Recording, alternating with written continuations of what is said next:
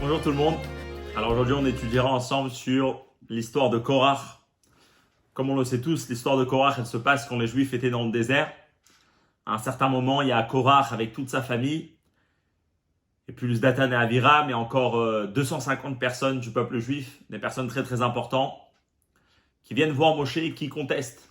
Ils contestent sur certaines choses que Moshe avait fait, sur ça que Moshe était le chef de la génération, son frère c'était le Kohen Gadol, il avait placé un autre cousin comme chef de tribu, et ils se révoltent contre Moshe. Et puis la Torah elle nous raconte comment Moshe, à la suite de ça, il essaye de les calmer, il essaye de leur expliquer, mais eux ils veulent rien entendre. Et donc la Torah elle nous raconte que leur fin était qu'il y a une partie d'entre eux qui ont été avalés dans la terre. Il y a eu le fameux miracle où la terre a ouvert sa bouche.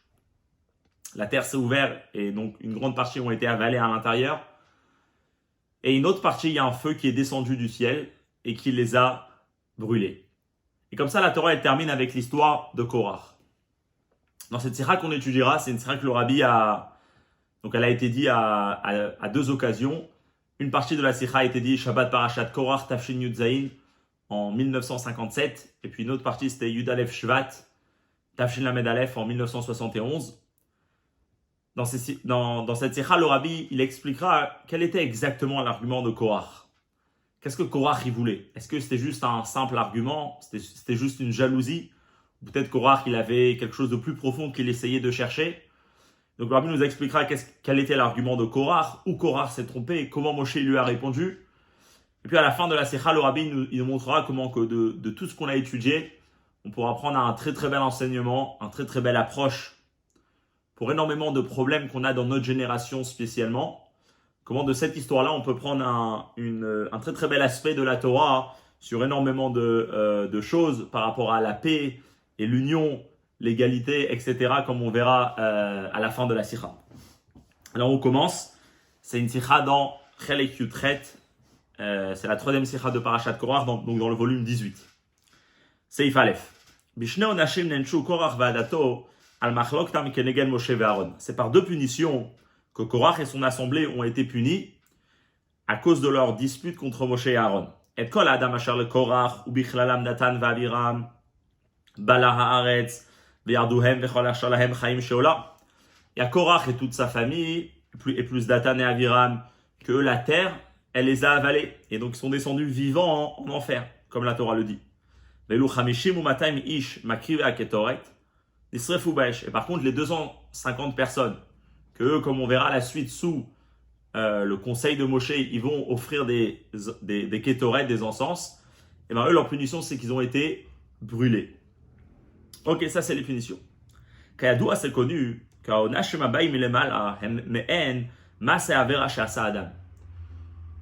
quand du ciel, on envoie une punition à une personne, mais en vérité, c'est selon l'action que lui, il a fait. Il y a une ressemblance entre l'action de la personne et la punition qu'il reçoit. Ou Belachon Chazal, et comme les Chachamim nous disent dans Masechet Sota, Bemida Shadam Moded, c'est dans la mesure qu'une personne mesure, Bamodidinlo, c'est comme ça du ciel qu'on lui mesure, qu'on lui rend. Donc notre comportement et la conséquence de notre comportement, qui est une punition pour un mauvais comportement et une récompense pour un bon comportement, ça a une ressemblance avec ce qu'on a fait. Et Kenou les Koulé Alma, et ça c'est d'après tous les avis dans la Torah. C'est-à-dire, Af le data sovrim shesachar veonesh enam baim ki mesubav min mitzvot ve'averot. Et la kinyan zguli, alachat kama vekama lefi adea, shesachar veonesh hem ke en mesubav tivi mima'aseh adam. Le Rabbi ramène du Shla Kadosh, que là-bas c'est écrit comme quoi il y a deux opinions chez les Chachmei Israël, chez les sages. Comment ça fonctionne ce système-là de sachar veonesh, de récompense et de punition? Il y a un avis qui pense que quand la Torah on te dit que sur ce bon comportement tu reçois cette récompense, et sur ce mauvais comportement, il y a une punition.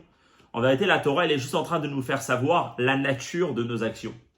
De la même manière que il y a les natures que l'on voit avec nos yeux, que quand je jette quelque chose, la chose va atteindre l'endroit où j'ai jeté, et selon la force que j'ai mis, c'est comme ça que ça va atteindre.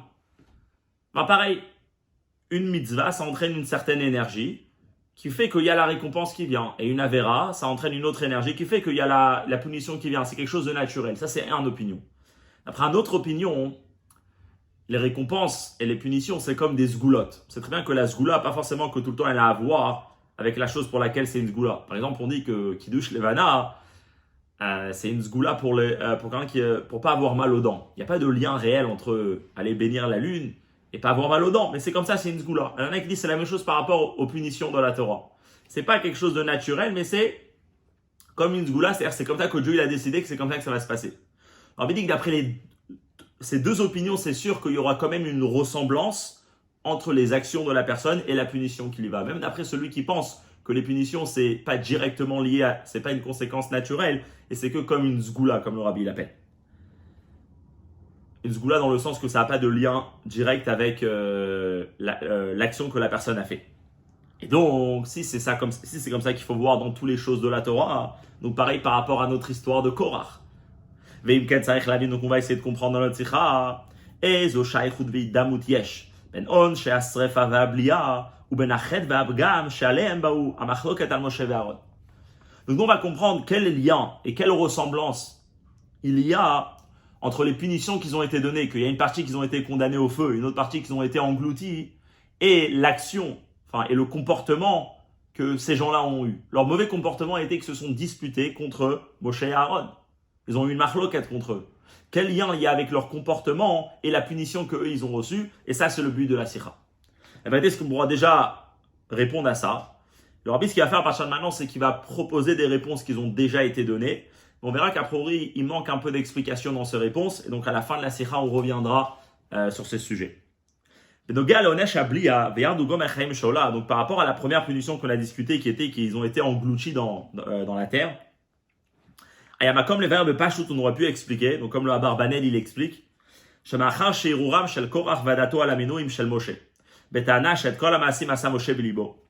en vérité, qu'est-ce que Korach il vient faire? Korach, avec son assemblée, il vient contester sur toutes les nominations que Moshe avait fait. Il est en train de dire que tout ce que Moshe il a fait, c'est son propre initiative et c'est pas que Dieu lui a demandé. Pourquoi Korach il conteste? Qu'est-ce qu'il va gagner de ça? Alors bien sûr, parce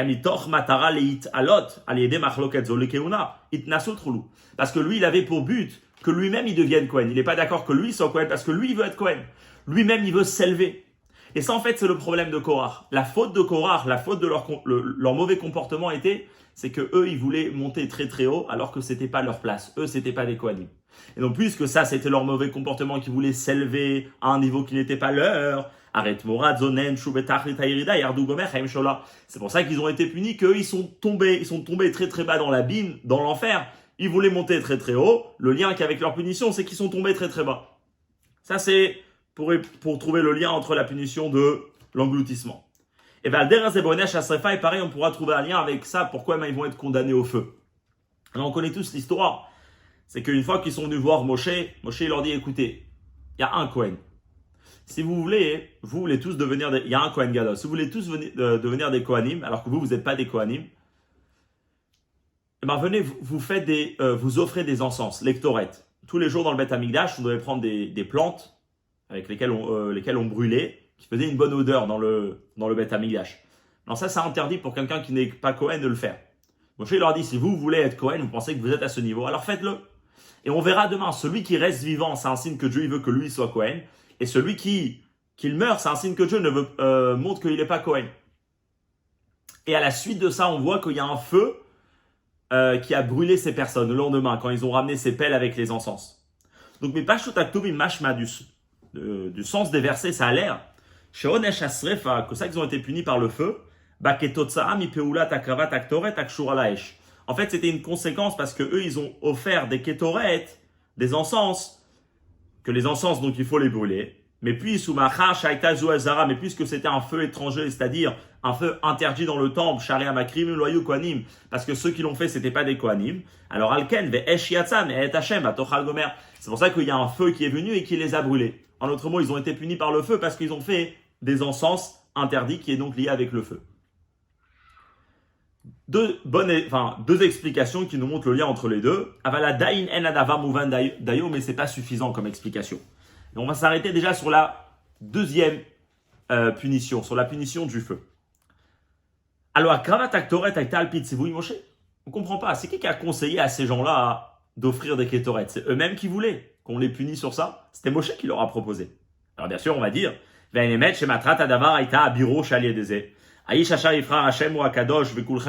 sûr, on va dire, Moshe leur a proposé, mais il leur a fait savoir, parce que nous on veut savoir c'est qui l'homme que Dieu a choisi. Et c'est uniquement celui-là qui va rester en vie. Tous les autres, ils vont mourir. Mais quand même, c'est venu de Moshe, c'était pas leur faute de eux-mêmes qui sont venus amener des kétorettes. Mais quand même, c'est vrai qu'eux ils l'ont fait, c'était interdit. C'est pas ça l'essentiel de leur faute. L'essentiel de leur faute, c'était la marloquette, c'était la controverse qu'ils ont eue sur Moshe et Aaron. D'ailleurs, comme le pasouk lui-même il indique, après que ces personnes-là ont été brûlées, le pasouk dit, et pourquoi ils ont été brûlés? Parce que parce qu'ils ont fauté envers leur âme. Chez Piroucho et Raché explique, ils ont fauté parce qu'ils se sont révoltés contre Dieu, contre la Keuna, contre ça qu'ils voulaient quoi. Donc on voit directement que la raison pourquoi ils ont été brûlés, c'est pas juste parce qu'ils ont fait des kétorettes interdits, mais c'est parce que ils n'étaient pas d'accord sur la Keuna de Moshe et Aaron. On voit cette même idée-là qu'on vient de dire, on la revoit. À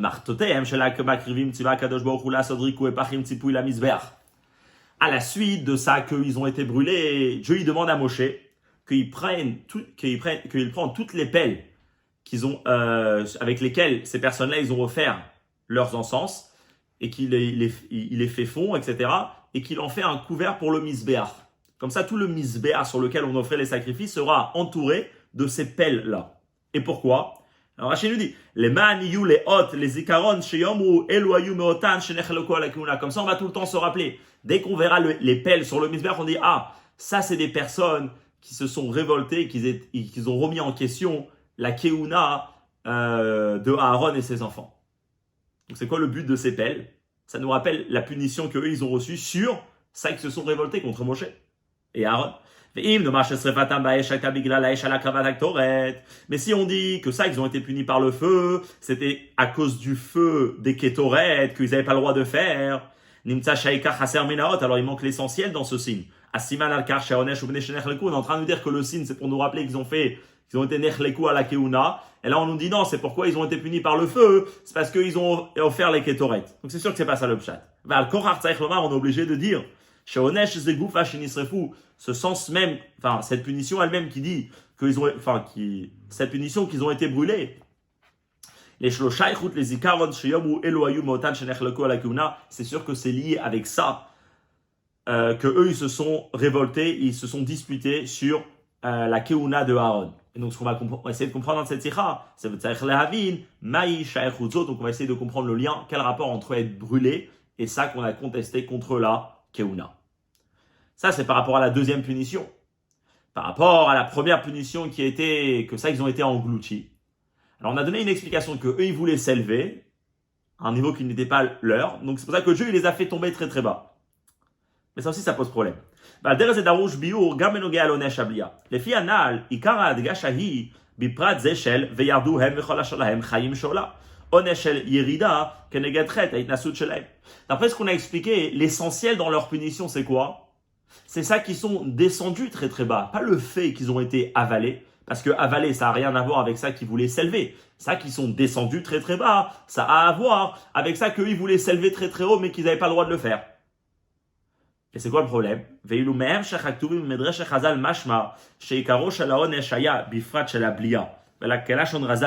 Or, d'après énormément de commentaires, ça a l'air que leur punition était surtout ça qu'ils ont été engloutis. Pas le fait qu'ils sont descendus, mais le fait qu'ils ont été engloutis. Le rabbi ramène du Kliyakar qui a toute une explication sur ça.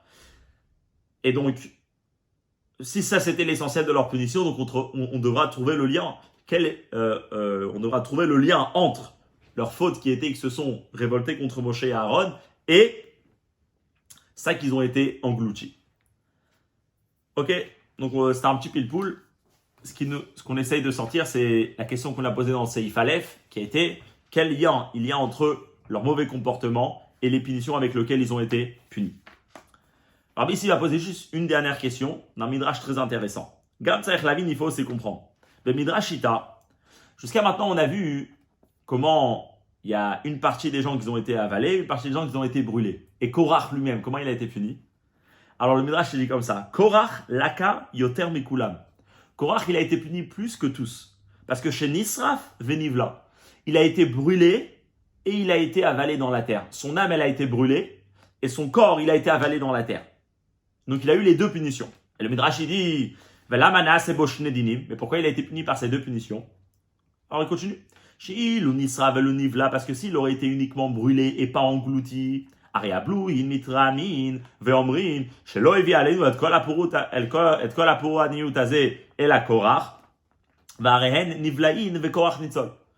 parce que s'il aurait été uniquement brûlé et pas avalé, donc une des punitions, ceux qui auraient été avalés, ils auraient dit, ah, c'est pas juste, il y a une injustice ici dans la punition.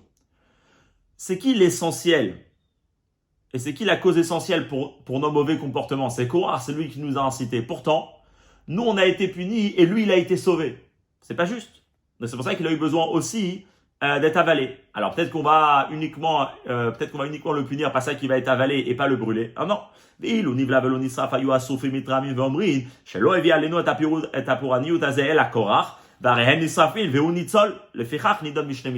auraient dit aussi. C'est qui nous a fait, qu'on a fait la faute? C'est Korach. Pourtant, nous, on a été punis et lui, il a été sauvé. Parce qu'il n'a pas été brûlé, il a uniquement été avalé. Et donc, c'est pour ça qu'on lui a donné les deux punitions. Et là, bien sûr, comme on a déjà la question dans la tête, c'est qu'il faut comprendre ce midrash. Si Korach, il aurait eu qu'une des punitions, alors les autres qui n'auraient pas eu sa punition, ils auraient dit que eux, ils ont été punis et lui, il a été sauvé. Il n'a pas été sauvé. Mais on va dire qu'il va être puni uniquement dans une des morts. Alors,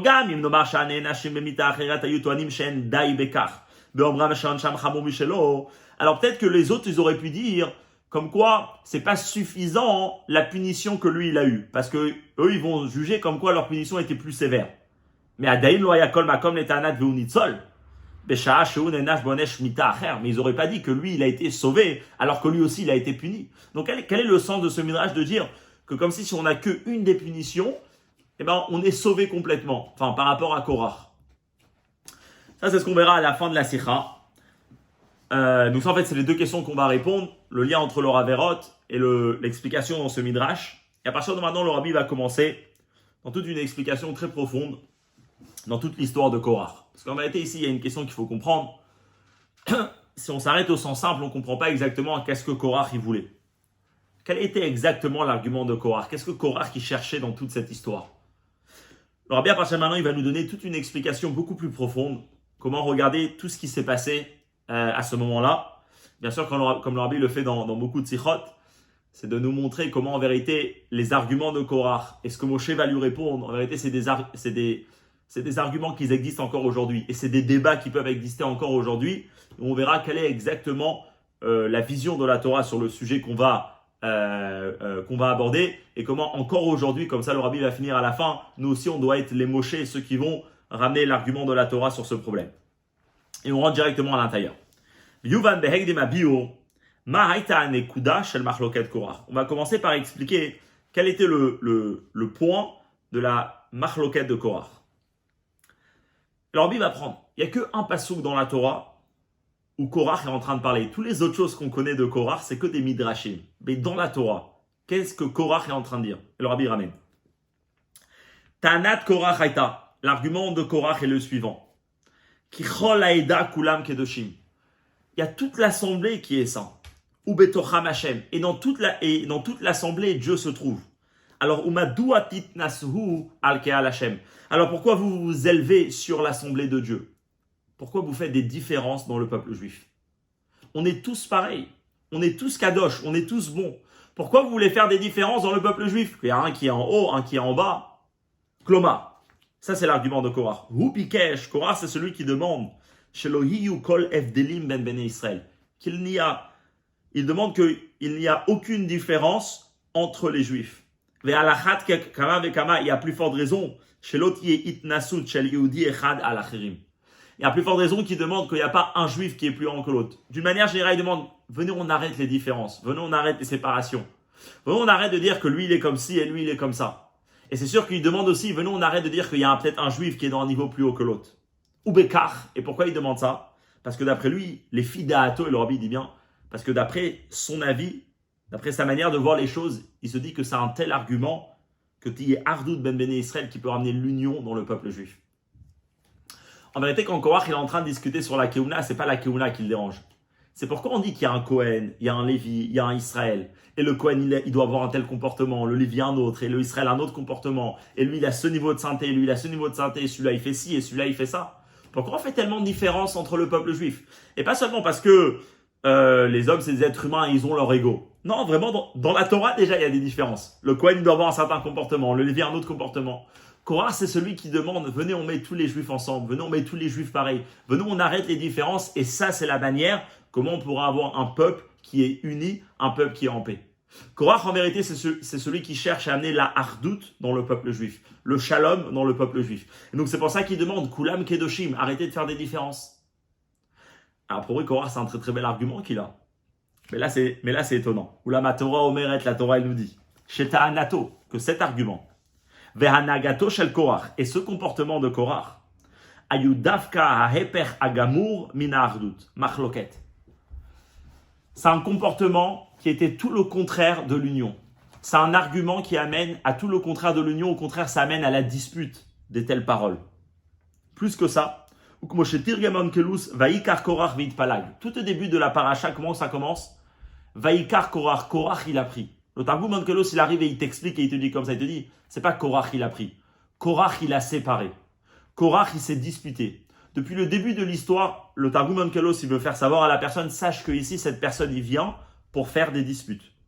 Et pas seulement il vient faire une dispute, comme il y a beaucoup de disputes dans le monde, mais c'est carrément Korach qui est à l'origine de toute machloket qui peut exister dans le peuple juif. Toute dispute, pas seulement dans le peuple juif, dans le monde, toute dispute qui peut exister dans le monde, c'est qui est à l'origine de ça? C'est Korach. Comme la Gemara elle dit, Kol amarzik b'machloket, tout celui qui tient une machloket, tout celui qui maintient une dispute, au verbe elav, il transgresse une interdiction de la Torah. Où c'est écrit dans la Torah qu'on n'a pas le droit d'avoir de disputes avec les gens? On ne parle pas ici des mains, on parle des disputes dans la personne. Chez les marques, comme il est dit, Velo yeke Korach vechadato. Le passage dans le paracha dit, et il ne faut pas qu'on se comporte comme Korach et son assemblée. Comment Korach s'est comporté? C'est qu'il s'est disputé. Alors, toute dispute, et puis dans la Torah c'est écrit c'est interdit, donc on apprend de là qu'il y a un interdit d'avoir une dispute. C'est-à-dire, si on veut savoir aujourd'hui où c'est écrit dans la Torah, ça qu'on ne doit pas avoir des disputes entre des hommes, si on remonte à la Torah, c'est parce que ça c'est ce que Korach il a voulu faire.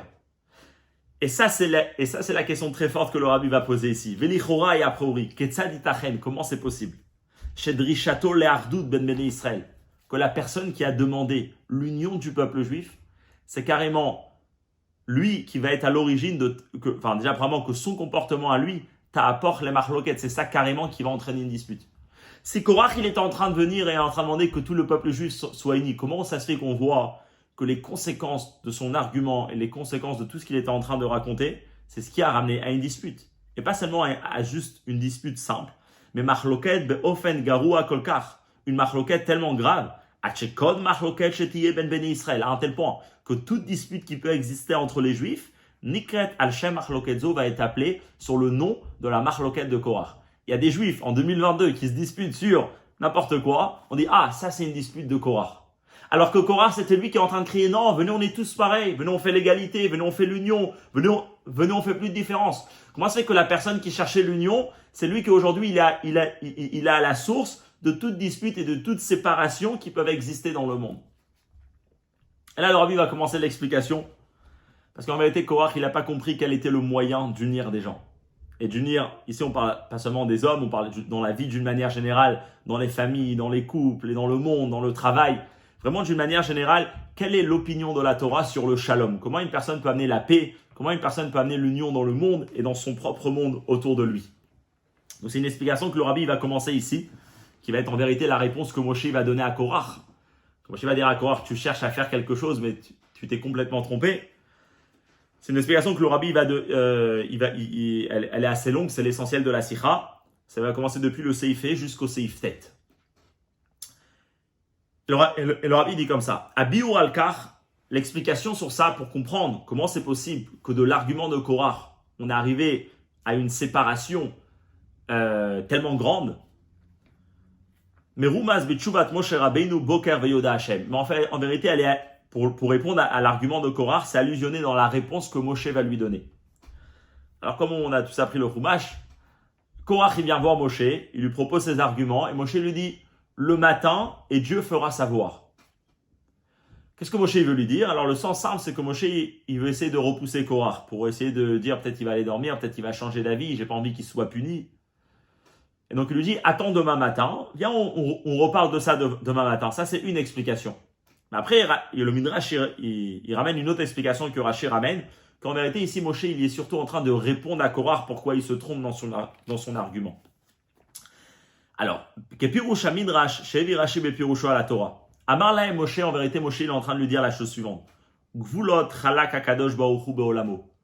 Dieu a mis des limitations dans son monde. Yicholim atem le'arev yom belayla. Pouvez-vous changer le jour avec la nuit? Non. Zeu she'amar hakatuv bitrila. Venez, on reprend le début de la création. Comment c'est écrit? Vayi erev, vayi boker. Il y a eu le soir, il y a eu le matin. Et qu'est-ce que Dieu il fait à la suite de ça? Vayavdel Elokim ben haor ou ben hachosher.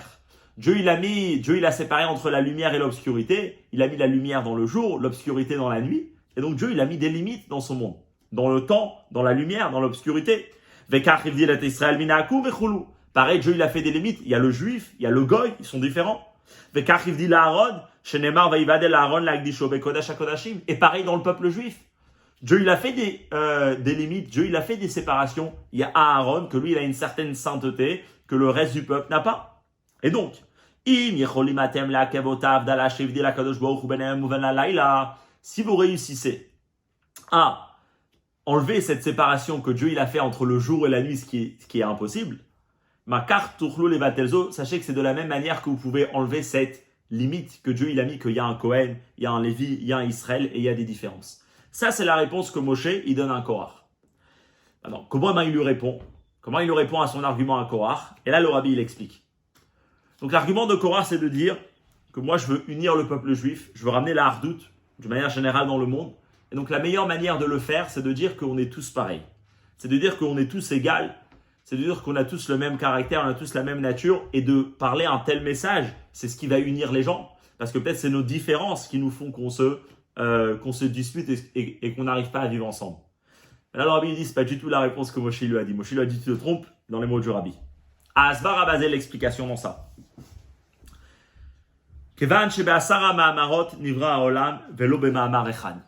La base de la réponse, premièrement, c'est de savoir que Dieu a créé le monde avec 10 paroles, pas avec une parole. C'est la Mishnah dans Perkei Avot que tout le monde connaît. Ce qui veut dire qu'à l'origine du monde, comment le monde a commencé, le monde n'a pas commencé de 1, mais le monde a commencé de 10. Et pas seulement 10, comme le Rabbi ramène dans la note, chaque parole contient des lettres, et chaque lettre c'est une valeur numérique, et chaque lettre on peut l'associer avec une autre lettre.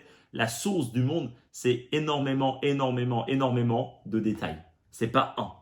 La reine, c'est pour ça, puisque dans l'origine du monde, c'est comme ça. Abriyahi beofen shel gvulot chalak hakadosh baruch hu beolamo. C'est pour ça que c'est pour ça que dans la création, Dieu il a mis des limites, c'est-à-dire yesh itralkut madrigot ben anivraim. C'est pour ça qu'il y a différents niveaux dans les créatures. Il y a différents caractères, il y a différentes natures, il y a différentes manières de voir les choses. Pourquoi c'est comme ça? Pourquoi le monde il est pas un? Parce que Dieu, c'est comme ça qu'il a créé le monde. Ba'asara, ma'amarot. Et d'ailleurs, c'est pour ça que Ulechol Nivra, c'est pour ça que chaque créature, Akbala Michelo, il a sa propre limite, c'est-à-dire, il a ses propres caractères, il a ses propres définitions. Ameyachedet Oto qui va le distinguer, ou Mavdila Oto Mizulato qui va le séparer des autres créatures. Et ça, c'est la première chose qu'il faut savoir quand on arrive pour unir et pour amener le shalom quelque part. Comme on l'a dit, c'est une idée qui peut être appliquée partout. Pour amener le shalom, pour amener l'union quelque part, la première chose, c'est de comprendre que les gens sont différents. Et que Dieu a créé le monde, qu'il y a énormément de choses dans le monde, et chacun a son caractère, et chacun a sa nature. Une fois qu'on comprend que chacun est différent, alors là, on arrive au deuxième point qu'il faut se mettre dans la tête. Ou keshem, sheyesh gvulot bizmanim shalerev ou boker. Alors maintenant, on va prendre l'exemple. De la même manière que quand ça arrive au temps, à la notion du temps, il y a le soir et il y a le matin. Et chaque moment, il a un but et une mission différente. Le jour, il faut qu'il fasse jour, et la nuit, il faut qu'il fasse obscur. Et comme ça, le soleil peut bien faire son tour, etc. Et c'est uniquement quand Kol echad bimkomo, chacun est à sa place. Et que memale et tafkid, et qui va accomplir son but. Behetem le'agdara ve'agbala shel zmano. En fonction et selon sa définition de son temps à lui, le jour et la nuit. Alors c'est à ce moment-là que yotzrim shneem yachad yom echad. C'est à ce moment-là qu'on peut créer la notion de yom echad d'un jour. C'est à ce moment-là qu'on peut ramener l'union. On veut avoir une entité, on veut avoir une chose qui s'appelle yom echad. C'est pas quand il fait tout le temps jour. C'est quand il y a le jour et quand il y a la nuit, quand il y a le Erev et quand il y a le Boker. Et parce que nos différences, le Erev c'était un Erev, le Boker c'était un Boker, c'est grâce à ça qu'on a pu arriver au Yom Echad. Et donc c'est la même chose. Ken hu gam benogea lavodato vetafkido shel kol nivra. Et donc c'est pareil quand ça arrive à la mission et au service et au but de chaque créature et de chaque être dans le monde. Tachlit ou shemut abriya, c'est quand on peut amener l'univers à une certaine plénitude, à une certaine perfection que chacun ressent. Comme quoi, il est vraiment en train d'être qui il est vraiment. C'est pas quand on dit tout le monde est pareil et que chacun fait ce que l'autre veut faire. Au contraire.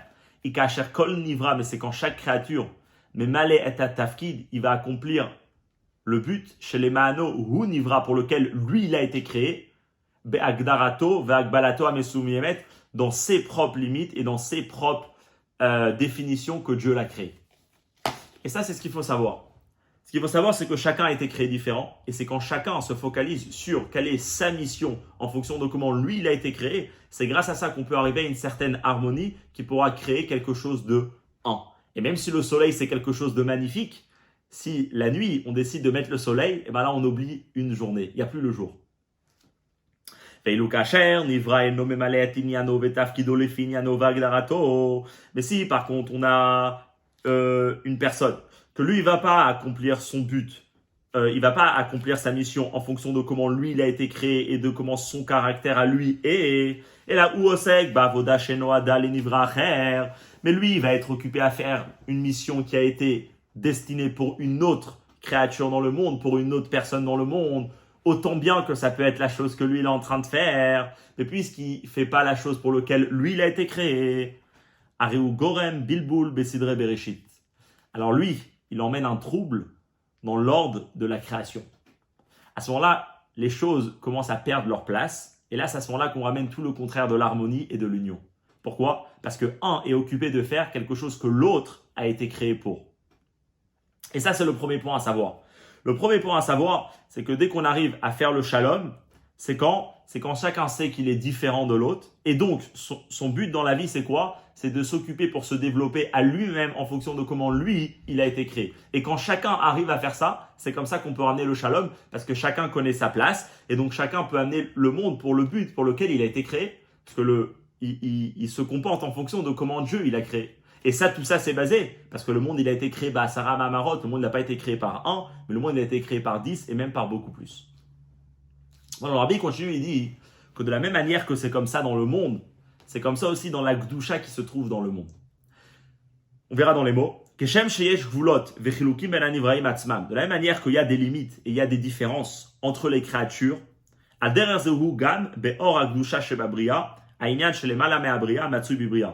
c'est de la même manière, ça existe aussi pareil dans la sainteté, dans la lumière qui se trouve dans la création. Dans ce qu'il appelle le au-dessus de la création qui se trouve dans la création. Ce qui veut dire, ces limites qui existent, c'est pas seulement dans le monde, dans la création, mais c'est même dans la Gdusha qui se trouve dans le monde. Il y a de la Gdusha dans le monde, dans certains endroits, dans certaines personnes, dans certains moments, comme on verra à la suite. Même dans la Gdusha, on va voir qu'il y a des différences. Les différences, c'est pas quelque chose de mauvais. On va voir que c'est la base de tout, et même dans la Gdusha, ça existe. Sheyesh itralkut bedargot agdusha. Il y a des niveaux différents dans la sainteté, comment elle se trouve dans le monde. Ubechol achat mishalosh abechinot. Et dans les 3 dimensions de Olam, Shana, Nefesh, Hashan. Alors c'est connu que n'importe quelle chose dans le monde, il a 3 dimensions. Il a Olam, c'est-à-dire l'espace, Shana, l'année qui veut dire le temps, et Nefesh, l'être. Chaque chose a ces 3 dimensions. Par exemple, là on est en train d'étudier de la Torah, donc il y a la personne qui étudie, dans l'endroit où il étudie, et le moment dans lequel il se trouve. Et pareil, il y a un arbre, il y a l'arbre, à l'endroit où il se trouve et au moment qu'il se trouve. Et après, il a aussi des changements en fonction du moment. Est-ce qu'il pourrit, est-ce qu'il grandit, etc., etc. Donc, n'importe quelle chose dans le monde, il a ces 3 dimensions. La Gdusha, la sainteté, elle pénètre le monde. Et la sainteté, quand on dit qu'il y a plusieurs niveaux, c'est qu'il y a différents niveaux de sainteté, comment la sainteté se retrouve dans l'espace, comment la sainteté se retrouve dans le temps, et comment la sainteté se retrouve dans la personne. Comme il va donner l'exemple de suite. Yeshna itralkut baolam bemakom. Ou les dougmas. Et ser akdushot be'eretz Israël, shenimnu be'mishna zolem alamizu. La fameuse Mishnah dans Masechet Kelim, que là-bas elle nous dit qu'il y a 10 niveaux de sainteté dans l'endroit. Il y a le Kodesh HaKodashim, il y a le Saint des Saints, il y a le Saint, il y a la Hazara, il y a le Bet Hamikdash, il y a le mont du Temple, il y a Yerushalayim, il y a Eretz Israël, il y a en dehors d'Eretz Israël. Donc on voit que la sainteté, même si c'est quelque chose de très élevé, comment elle se trouve dans le monde, elle a des différences en fonction de l'endroit. Pareil dans le temps, Al-Derer Ze Beshana, dans le Bisman. Yemot Achol, Yom Tov, Shabbat, Yom Kippourim. Il y a les jours de la semaine, il y a le Shabbat, il y a le Yom Tov, là le jour de Kippour. Chacun il a une sainteté différente. Donc on voit que les différences, c'est la base de la création et même dans la sainteté. Vechanugam benefesh, c'est pareil dans les êtres, c'est-à-dire Beneshamot Israël dans les âmes juives. Pas tous les âmes juives c'est les mêmes. Ou les dougmas par exemple.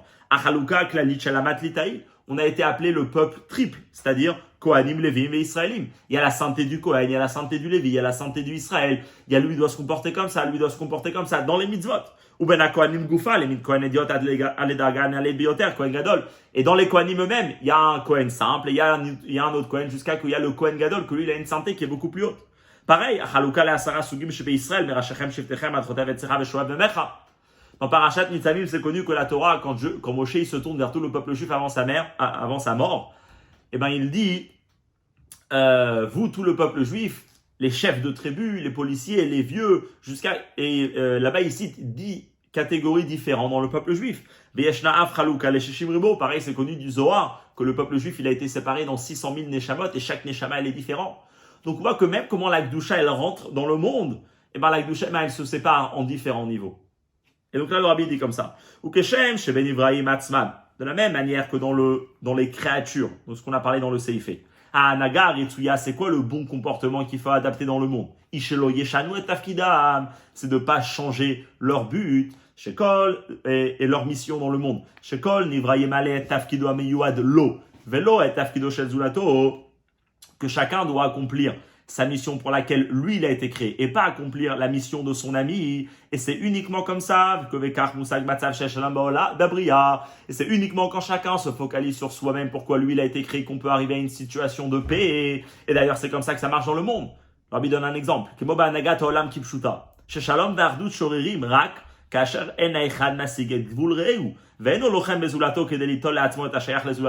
C'est quand qu'une guerre commence. Une guerre commence le jour où un territoire ou un pays se dit « Moi, je ne suis pas content uniquement de mon territoire, je vais aller prendre le territoire de l'autre. » On l'a vu clairement il n'y a pas très longtemps. C'est quand il y a la paix, c'est quand chacun comprend que lui, il a son territoire, il y a la France, il y a la Russie, il y a l'Ukraine, etc. Et chacun se focalise pour développer son propre pays. Et c'est à ce moment-là que les pays peuvent résider en paix. Si chacun essaye d'aller voir qu'est-ce qui se passe dans le terrain de l'autre, et bien à ce moment-là, c'est là que la guerre commence. Donc de la même manière que ça marche comme ça dans le monde, ça marche aussi pareil dans la sainteté. Shalom Kayam, c'est quand que la paix peut résider. C'est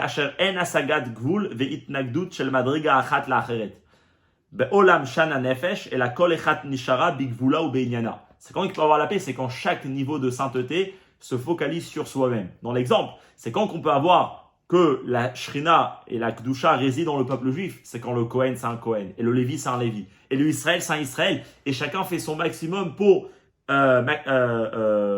faire la mission pour laquelle lui il a été créé en tant que juif Kohen, en tant que juif Israël, en tant que juif Lévi. Et c'est pareil dans l'endroit et pareil dans le temps. Si on commence à mélanger que Shabbat ça devient le dimanche, et que Yom Tov ça devient le jour où on décide, on perd toutes les notions. Il n'y a plus de paix, il n'y a plus d'union entre tous les niveaux. Et ça, c'est ce que Moshe Rabbeinu il répond à Korach. Il lui dit, toi, tu veux essayer de dire que tout le monde est pareil, de dire que tout le monde est pareil dans un monde où il y a énormément de diversité, ça ne va pas marcher. Parce qu'à ce moment-là, tu es en train de nier la réalité. Et puis, tu es en train de nier la réalité, ta paix, elle ne va jamais fonctionner. Tu veux vraiment ramener la paix? Dis à chacun que chacun a été créé différemment, que chacun a un but différent. Et à ce moment-là, tu peux avoir que un ne fait pas la guerre contre l'autre. C'est pareil si on prend l'exemple d'une famille. Si on a une famille où chacun, où le frère il s'occupe de voir ce qu'il s'occupe chez l'autre frère et la mère chez le père et le père chez le fils, et chacun est occupé toute la journée de penser à l'autre et pas penser à soi-même, à ce moment-là, il n'y a plus de paix, c'est plus une maison. Après, c'est plus une maison, Parce qu'il n'y a rien qui sort de cette maison. Chacun est occupé dans l'autre. Il n'y a que de la guerre après. Chacun doit réaliser que lui, il a été créé pour un certain but. Et donc, lui, il doit se focaliser sur soi-même pour dévoiler son potentiel. Mais le rabbi dit, c'est pas suffisant. Ça, c'est pas vraiment la paix. Dans les mots du rabbi. Ulam, gamen ze adayin, gamze adayin, eno matzav shel shalom amiti. Là, on n'est pas vraiment dans une situation de paix, de réfléchir uniquement comme ça. De se dire que comment on arrive à la paix, parce que chacun est occupé avec soi-même, et donc on n'est pas occupé d'aller conquérir le terrain de l'autre, c'est pas vraiment la paix. Parce que puisque chacun est séparé, chacun est dans son monde à lui, il n'a pas encore de lien avec l'autre, alors eux, on va les appeler qui sont séparés. C'est-à-dire, une telle situation, on peut l'appeler une situation de paix, une situation de shalom, uniquement dans le sens figuré de shalom. Qui dans le sens qu'ils font pas la guerre. Shalom, mais c'est pas la paix. Gamilashon ashlama verdut. Shalom qui vient du mot ashlama, compléter. Il n'y a pas un qui complète l'autre et qui s'unit. On avait dit, jusqu'à maintenant, c'est pas vraiment la paix qu'il y a. C'est comme s'il y a l'exemple, il y a un couple qui se trouve à la maison. Et c'est quoi leur shalom bayit? C'est que chacun est sur son téléphone et chacun est occupé avec soi-même. Alors oui, il n'y a pas de guerre à la maison. Mais ça ne veut pas dire qu'il n'y a pas de guerre à la maison, que c'est pour ça qu'on est unis. Tout le but d'une union, c'est pas juste qu'on se fait pas la guerre, mais c'est qu'il y a un lien entre nous deux, c'est qu'il y a un attachement entre nous deux, c'est qu'on partage entre les deux. Donc tout ce qu'on a parlé jusqu'à maintenant, c'est le premier niveau pour avancer dans une situation d'union, de hardout et de shalom. Mais c'est que le premier niveau. Amitit inyan shalom, c'est quand vraiment qu'on peut dire que la paix réside, que l'union est là, c'est qu'achar yesh ashpa'a ve ashlama mimadriga achat la acheret. C'est quand il y a une influence de un à l'autre, et c'est quand un essaye de compléter l'autre. Pas qu'on oublie la première étape, c'est-à-dire, en même temps que la personne doit savoir que lui, il est différent de l'autre, et que lui, il a sa propre vie, sa propre nature, ses propres choses dans la vie, dans lesquelles il doit s'occuper. En même temps, il essaye d'aller chercher qu'est-ce qui se passe chez l'autre, et il essaye de l'aider, et il essaye de lui donner quelque chose. Al-derech, comme c'est écrit, Vekarazé elze, ou mekab linden minden, o amshacha me amadriga gavoa, le nemucha mimena. Comme c'est écrit par rapport au malachim, on le dit tous les jours dans la tfila, que un, il appelle à l'autre, c'est que un reçoit de l'autre. Et ça, c'est des vrais anges. Ça, c'est une vraie union de deux personnes. Ou bien, même si c'est pas chacun qui reçoit de l'autre, on va dire, il y a un prof et des élèves, donc c'est le prof qui donne aux élèves. Mais si un prof et des élèves, la seule chose qui se passe dans une classe, par exemple, c'est que chaque élève ne se dispute pas avec son ami, mais il n'y a pas un partage entre les élèves, entre eux, et entre du prof à l'élève. Alors, c'est pas une situation de paix. Il n'y a aucune union ici. Il n'y a juste pas de guerre. Et ça marche pareil dans les trois exemples, dans les trois dimensions du temps, l'espace, le temps et la personne, comme on a dit. On a dit qu'il y a différents niveaux de Gdusha et que chacun, il y a la Gdusha dans le Bet Hamikdash, il y a la Gdusha en Eretz Israël et que chacun est séparé de l'autre. Et c'est ce qui fait la Gdusha dans l'un et c'est ce qui fait la Gdusha dans l'autre. Mais en même temps, un donne à l'autre, comme on voit par rapport au Bet Hamikdash. C'est écrit que le but du Bet Hamikdash, il y avait la fameuse menorah dans le Bet Hamikdash. On dit mais pourquoi elle éclaire? Dieu il n'a pas besoin de lumière. On dit en fait le but c'est que du Bet Hamikdash, on éclairait tout le monde entier. Qu'est-ce qu'on voit d'ici? C'est pas seulement qu'il y a la Gdusha dans le Bet Hamikdash, et il y a une Gdusha en Eretz Israël, il y a la Gdusha en dehors d'Israël, et chacun est à sa place. Non, le Bet Hamikdash il s'occupe d'aller influencer, d'aller voir qu'est-ce qui se passe avec l'autre. Et pareil dans le temps. Adereze hashpa shel Shabbat al sheshet yemei achol. On a dit que dans le temps, il y a des différences. Il y a la sainteté du Shabbat, il y a la sainteté de la semaine. Mais on sait très bien ce que le Zohar il nous dit, comme le Rabbi ramène dans la note 44, c'est que le jour du Shabbat, il bénit tous les autres jours et il envoie de sa Kedusha dans tous les autres jours de la semaine. Donc pas juste que chacun s'occupe de soi-même, mais même il y a un lien entre eux. Ah, et pareil, maintenant dans le Nefesh, entre les gens, c'est pas seulement qu'il y a le Kohen, il y a le Levi, il y a l'Israël et ils n'ont aucun lien avec eux. Chaz v'shalom. Ashpash, Mamshech, HaKohen Gadol, Ivnei Israël. Il y a un lien entre eux parce que le Kohen Gadol, quand il rentre dans le temple, il pense à tout le peuple juif. Et lui, quand il rentre dans le Kodesh HaKodashim, il représente avec lui tout le peuple juif. Pareil, il y a Birkot Kohanim. Qu'est-ce qu'ils font les Kohanim? Ils ramènent de leur force qu'ils ont été données à eux, ils bénissent le peuple. Donc il y a un lien entre eux, Verlou, et ça, c'est la deuxième étape du Shalom. On leur a mis dans la parenthèse, il va dire, et de la même manière que ça marche que le Bet Hamikdash, il influence le monde, et que le Shabbat, il influence la semaine, et que le Kohen, donc que le grand, il influence le plus petit que lui, le simple juif, Ça marche aussi pareil d'une manière contraire. Vader zegam leidar, pareil au contraire. Amishkan ubet amigdash, nivlu melechatchila minidvat kol echad ve'achad miYisrael, ve'af ashrat hakdusha b'mishkan ubet bet amigdash, kshura lekorbanot chez Israël, magdishum mim le mishkan umigdash. C'est vrai que le Bet Hamikdash, il ramène de sa lumière dans tout le monde entier, mais qui a construit le Bet Hamikdash? Et de quoi on a construit le Bet Hamikdash? Des offrandes qui se trouvaient en dehors du temple. C'est les Juifs qui ont offert de leur argent pour construire le temple. Donc on voit que ce n'est pas seulement le temple qui a influencé le monde, même le monde il a influencé le temple, parce que c'est grâce aux choses qui se trouvaient en dehors du monde, les pierres et les animaux, etc., qui étaient à l'extérieur, qu'on a pu construire le Bet Hamikdash. Et pareil même après, qu'est-ce qui ramène la Gdusha dans le temple? Les sacrifices. C'est quoi les sacrifices? C'est des animaux de l'extérieur qui rentrent à l'intérieur et qui ramènent de la sainteté dans le Bet Hamikdash. Et c'est pareil au Ken Zegam Prinat Shana, c'est pareil aussi quand on parle dans le temps. Que lo zubilvat shak dushat yom tov tuluya bavodat Israël ou les filles rechabodati ak dusha ki Israël katish lunizvane. Premièrement, le yom tov par exemple. Alors le yom tov, par quoi il est fixé? Un jour de fête, c'est en fonction du calendrier. Parce que le jour de fête, il dépend du calendrier, pas comme Shabbat que c'est chaque semaine le samedi, le 7e jour de la semaine. Mais le jour de Yom Tov, c'est le 15 du mois, c'est le 10 du mois, etc. Donc maintenant, qui fait que le mois il a 29 jours ou il a 30 jours? C'est le peuple juif. Donc on voit que c'est qui a causé ce jour-là, qui va être le 15 du mois de Nissan par exemple, qui est le jour de Pessah, et c'est un jour important, parce que 2 semaines avant, les Juifs, eux, ils ont vu la lune et eux, ils ont sanctifié le mois, qu'il y aura 29 jours ou il y aura 30 jours. Donc, le monde, la semaine, elle a une influence sur Yom Tov.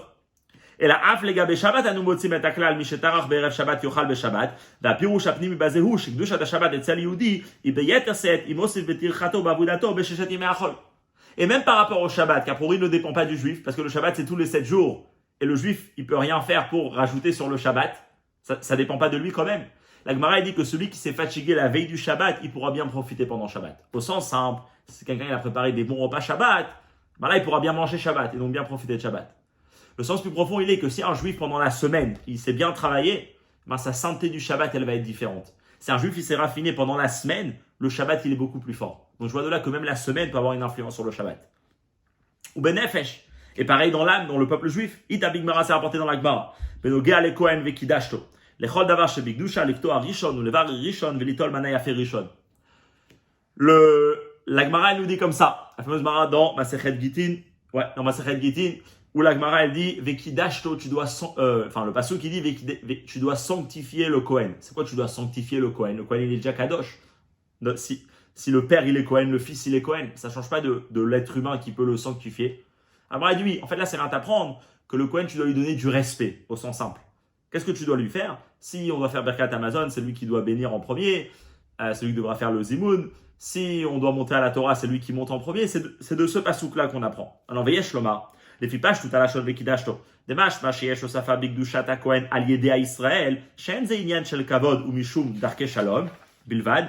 Et là, anaga akshura leosafa benyan akdusha vekidashto. Alors, comment beaucoup des commentaires expliquent, c'est qu'ici, on n'est pas en train de dire que tu dois sanctifier le Kohen, mais c'est tu dois lui ce que tu dois l'honorer. Parce que tu dois lui donner la première montée, tu dois le laisser faire le zimoun, etc. Le rabbi dit, si on s'arrête au mot, le mot il dit vekidashto, tu dois le sanctifier. Et donc, comment il faut traduire? Il faut dire que oui, qu'à travers ça, qu'un juif, il donne le respect au Kohen, il n'est pas juste en train de le respecter, mais il est en train de lui donner plus de Gdusha. Donc comme ça, le rabbi termine cette parenthèse pour montrer comment la vraie union entre le peuple juif et la vraie union dans le monde, d'une manière générale, c'est premièrement que chacun se focalise sur soi-même pour comprendre que chacun est différent de l'autre et donc chacun a une autre mission que l'autre n'a pas. D'une manière générale, entre les grandes catégories et les différences qui existent dans le monde, et pareil, plus particulièrement, chaque individu, il est différent de l'autre. Ça, c'est la première étape. La deuxième étape, c'est qu'après, on commence à s'unir. Chacun donne à l'autre. Et là, on est en une vraie situation de paix. Et là, c'est la vraie union. Donc ça, c'est uniquement quand on fait bien une mechitza. C'est-à-dire qu'on fait bien une séparation.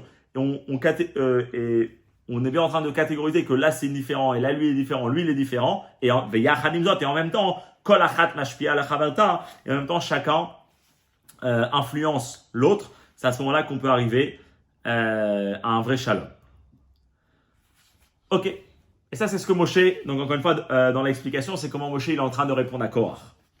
Alors, Rabbi dit, c'est pas suffisant ici. On va arriver encore à une plus grande union. Si on réfléchit un petit peu ici, on est dans un exemple d'une famille. Qu'est-ce qui se passe dans la famille? C'est pas seulement que chacun comprend, que chacun est différent. Et donc, chaque enfant est différent. Et chacun, il a besoin de faire quelque chose d'autre dans sa vie.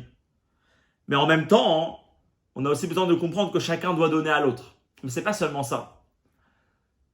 Il faut avoir quelque chose de plus profond. Si on peut dire un foyer juif ou une famille. C'est pas juste qu'on a beaucoup d'individus, que chacun se focalise sur soi-même et que chacun essaye de donner à l'autre, mais c'est qu'ici il y a une famille, il y a une entité. Tout ce qu'on est en train de parler jusqu'à maintenant, c'est que chacun comprend qu'il est différent et chacun essaye de donner à l'autre. Mais nous, on va arriver plus loin.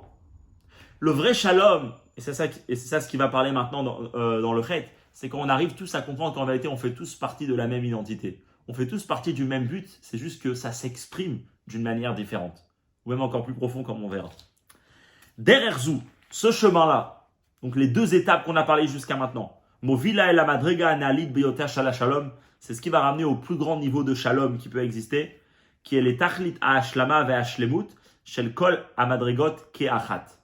C'est quand on arrive au niveau où tous les différences s'associent pour devenir un. Et là, il va donner un exemple directement comment on peut voir ça dans le peuple juif. Ou Kefi Shemevaï Rabbeinu Hazaken, comme il explique l'Admour Hazaken, donc dans le Likutei Torah, Benoga l'Iklal Israël par rapport à l'ensemble du peuple juif. Il dit que chez Kulam Tzrichim Zelazé, que chaque juif individuellement a besoin d'un autre juif. Et c'est pour ça que Vechol Israël aime Koma Achat Shlema. Et c'est pour ça que tout le peuple juif font un. Parce que chacun, sans différence, a besoin de ce que l'autre a. Quelle est l'explication? Il donne un exemple. Keshem Shebe'evri Gouf Adam. De la même façon que dans les membres du corps. Il donne un exemple du corps de l'homme. Les machal. Yesh Lechol Ever. Chaque membre, il a Truna ou Ma'ala. Il a une fonction et une qualité. Donc, différente des autres, mais que Anogea ou Moïla, l'Isha Evarim, mais qui est utile aussi pour les autres membres. Donne l'exemple d'un corps, c'est un exemple qui est magnifique. Il dit, imaginez-vous une personne, ouais. Il y a différents membres, il y a différents nerfs, il y a différents organes, etc. Alors premièrement, chacun est différent. Ok. Mais la vérité, c'est que chaque membre, il a besoin de l'autre. Parce que c'est uniquement quand on les a tous ensemble et tous en bonne santé, mais chacun dans ses différences, qu'on peut avoir un corps qui est en bonne santé. Donc qu'est-ce qu'on voit de là, de l'exemple du corps? C'est que parce qu'on est différent et parce qu'on a des différences entre nous, c'est ce qui fait qu'on peut s'unir. Et si on dit non, tous les membres sont pareils, et donc la force qui existe dans l'œil, on va la mettre dans la bouche. À ce moment-là, notre corps, il va pas fonctionner. Si on a envie que la bouche est en bonne santé, c'est quand l'œil aussi, il est en bonne santé. Si on a envie que le corps, on peut dire ici on a un corps, ici on a une personne vivante, c'est quand chaque membre qui est différent l'un de l'autre, eh ben, il est complètement en bonne santé par sa différence, mais grâce à ça, il arrive à s'unir avec les autres, comme il dit dans les mots. Kenugam benim shal beni Israël, c'est pareil par rapport au peuple juif. Ubil shono shel Rabbeinu Hazaken, le rabbi il amène les mots de l'Admour Hazaken. Kema shal adam shubal koma berosh veraglaim, comme l'exemple d'un homme que lui, il a la tête et il a les pieds. Alors, même sauf Amadrega ou le Mata. C'est vrai que les pieds, c'est les derniers niveaux, ils sont beaucoup plus bas. La tête, elle a des qualités qui sont beaucoup plus hautes que les pieds. Là-bas, on peut réfléchir, là-bas, on peut s'attacher à des choses spirituelles. Le pied, il a rien de tout ça. Mais Kolmakom, quand même, Arebi Prina Achad, à un certain niveau, Yesh Itaron ou Mala le Haraglaim, il y a une qualité dans les pieds que la tête, il en a besoin. Premièrement, Shetzarich la Lerbahem. La tête pour marcher, elle a besoin des pieds. Deuxièmement, c'est qui fait tenir le corps? C'est les pieds. Si Chazé Shalom n'a pas de pied, le corps ne peut pas tenir. Des fois on a mal à la tête. De où on fait sortir le sang du pied. Et grâce à ça, la tête elle guérit. Qu'est-ce que je vois de là? C'est pas juste qu'il y a un qui est plus haut que l'autre. Il y a peut-être un qui a l'air qui est plus haut que l'autre. Mais en vérité, chacun a besoin de l'autre. Venimsa, et donc la conclusion de cet exemple, c'est quoi? Que la tête ne peut pas être entière et parfaite si il n'y a pas les pieds. Car il est kol Israël, koma achat shlema. Et bien pareil, tous les juifs, ils font un corps, c'est-à-dire chaque juif, un complète l'autre, et c'est tout le monde et chacun individuellement qu'ils ont besoin l'un de l'autre. C'est pareil aussi dans la doucha qui se trouve dans l'endroit. שהשלמות של המדרגה נעלית ביותר מתוך ה-10 קדושות, היא כאשר 10 קדושות, אין כאשר ישנן כל ה-10 קדושות. C'est quand que le Kodesh Kodashim peut être le saint des saints, c'est uniquement si on a aussi le reste des autres saintetés. C'est quand que le Kodesh Kodashim il peut être un Kodesh Kodashim, c'est si on a le saint, si on a la Hazara, si on a le Bet Hamikdash, si on a le Harabaït, à ce moment-là le Kodesh il peut être un Kodesh Kodashim. Vekar gam mibchinat shana est pareil dans le temps. Atmimut ve'ashlemut shel inyan hashana. C'est quand qu'une année peut être parfaite. C'est pas juste quand une année c'est pas juste quand une année déjà il y a les jours de Shabbat et il y a les jours de Chol. Et c'est pas juste quand il y a une influence de l'un à l'autre. Mais c'est ikacher ikolelet et kol yemot achol yachad im shabbatot yamim tovim. C'est quand qu'on peut dire que cette année elle est intègre. C'est s'il y a et les jours de la semaine et les jours de Shabbat et les jours de Yom Tov. Du fait que c'est quand qu'on peut avoir une Shana Tmima, c'est quand il y a et les jours de la semaine et les jours du Shabbat. Donc le Shabbat a besoin de la semaine. כשם שקיבשו בחיצון י' שנה מלשון שינוי ושני, השנה מורכבת מצירוף כל 4 תקופות על כל השינויים שבהם. C'est pour ça aussi d'ailleurs que le mot shana c'est du mot shinui qui veut dire les différences, qui veut dire que c'est quand qu'une année elle est entière, c'est quand elle a toutes ces différences, les 4 saisons. Quand il y a l'automne, l'hiver, le printemps et l'été, que à ce moment-là, eh ben, on a les 4 saisons, c'est là qu'on peut dire qu'il y a un an. Et ça c'est la fin. Ou basé Yuval, et maintenant on va comprendre. Chez Beinyan ze shel shalom vardout, que dans cette manière d'expliquer la paix et l'union, que c'est quoi? Que chez Kol Apratim Markivim Yachad Metziut Achad Shlema, que c'est que tous les détails ensemble, c'est là qu'ils vont créer une seule entité. Alors là, Nechutzim, son besoin d'Afka Akvulot, les limitations, on en a besoin. Les Achilukim Ve'agdarot, toutes les différences et toutes les définitions et tous les caractères et toutes les natures qui vont être différents l'un de l'autre. C'est pas seulement, bon, on a des différences, alors viens, on essaye de se surpasser et de voir le lien qu'il y a entre nous. Au contraire, on a envie les différences. Et c'est parce qu'il y a des différences qu'on va réussir à s'unir. Ki tardutam le metziut achat shlema. Parce que c'est quand qu'on peut devenir une seule entité. En baolam, en bashana, en banefesh. Notzeret dafka mitzal itralkutam, lipratim nifradim. C'est uniquement quand on est séparé dans des détails différents. Velo mitzad atochen ashaveh shebekulam. Le mot très important. Et pas parce que on a le même contenu. Un sujet qui est très fort, comme le Rabbi, il va le concrétiser maintenant. Pourquoi on est unis d'après cette explication? C'est pas parce qu'on a des points communs entre nous. On est unis parce qu'on est différents. Parce que toi, tu as quelque chose que moi, j'ai pas. Et toi, et moi, j'ai quelque chose que toi, tu n'as pas. Et ben, c'est pour ça que nous deux, on peut devenir un. Parce que si nous deux, on serait pareils, on n'aurait pas pu créer une entité. On serait en plus. Il y aurait un d'entre nous qui aurait pris la place de l'autre. Mais parce que chez moi, il manque quelque chose. Et chez lui, il manque quelque chose. Et dans le côté, chez chacun, il y a une qualité que l'autre, il n'a pas. Ben, c'est pour ça qu'on peut devenir un. Donc, c'est une explication magnifique. Et c'est une explication qui nous dit que quand on voit tellement de différences dans le peuple juif et tellement de différences dans le monde, et comme le Rabbi parlera à la fin de la Sikha, qu'on voit les différences entre les hommes, entre les femmes, etc., et entre toutes choses qui peuvent exister dans le monde. Alors nous, on essaye des fois de trouver le point commun qu'il y a entre eux, et comme ça, une fois qu'on trouvera les points communs, ça va les unir. C'est vrai. Mais c'est pas ça vraiment qui va les unir. D'après cette explication, c'est parce qu'on est différent que c'est pour ça qu'on va réussir à être unis. Mais ce qui est très important à ce moment-là, c'est de respecter les règles. C'est de réussir à comprendre que qu'est-ce qui nous unit, c'est ça que moi et toi, on est différents. Alors imaginez-nous, on dit qu'on est pareil, on ne pourra pas s'unir. Parce qu'on n'arrive pas à comprendre que c'est nos différences qui font qu'on peut se compléter l'un à l'autre. Dans les mots du Rabbi. Ou que fichanu roim begouf adam, et comme on voit dans le corps de l'homme. Asherematai efshar lomar alav, sheu gouf shalem ou mushlam. C'est quand on peut dire que le corps est entier, est parfait et en bonne santé. C'est dafka kashayeshbo kol achilukim shemen harosh haguf varegel. C'est justement quand il y a la tête, le cœur, le corps, les pieds, les différents. Ad le remach evarim veshasa gidim shonim. Et c'est quand on va voir qu'il y aura 248 membres, un différent de l'autre, et un fonctionne différemment que l'autre. Et il y a 365 nerfs, un différent que l'autre, et placés dans un endroit différent. Et parce qu'on les aura tous ceux-là dans leur endroit, et que chacun va fonctionner de sa manière, c'est comme ça qu'on pourra les unir. Et ça, c'est le message que Moshe il voulait transmettre à Korach. Ça, c'est le message de la Torah. Que d'après cette explication, on peut réussir à comprendre que quand Korach il vient et dit « Ah, moi, je vois énormément de différences. Donc, venez, on va dire que tout le monde est pareil, tout le monde est égaux. Et comme ça, on va réussir à unir. » En vérité, c'est en train de rejeter la réalité. Et on verra à la suite. Alors, qu'est-ce qui s'est passé avec Korach? À pourri de parler pareil, c'est ce qui peut détruire. Et c'est ce qui s'est passé avec Korach. C'est ce qui détruit. De dire qu'on est tous pareils, c'est ce qui va nous détruire. Parce qu'on n'arrive pas à comprendre que c'est nos différences qui nous mettent ensemble. Alors ça, c'est la première partie de la sikha. À la suite de la sikha, le rabbi va dire alors où Korach s'est trompé. Est-ce que Korach c'était juste une personne qui était naïve et qui comprenait rien? Ou peut-être Korach, il avait peut-être un aspect beaucoup plus profond et qu'il avait des bonnes intentions peut-être. En tout cas, on va voir que Noach, c'était pas juste un simple juif, c'était un juif qui était un très très grand génie et que lui, il voulait peut-être réussir à ramener quelque chose de plus fort dans le juif, mais il a oublié de voir la réalité qu'il y avait en face de lui, qui était basée sur ça que le monde, il y a énormément de diversité parce que le monde a été créé par 10 paroles. Et ça, on verra dans le prochain cours.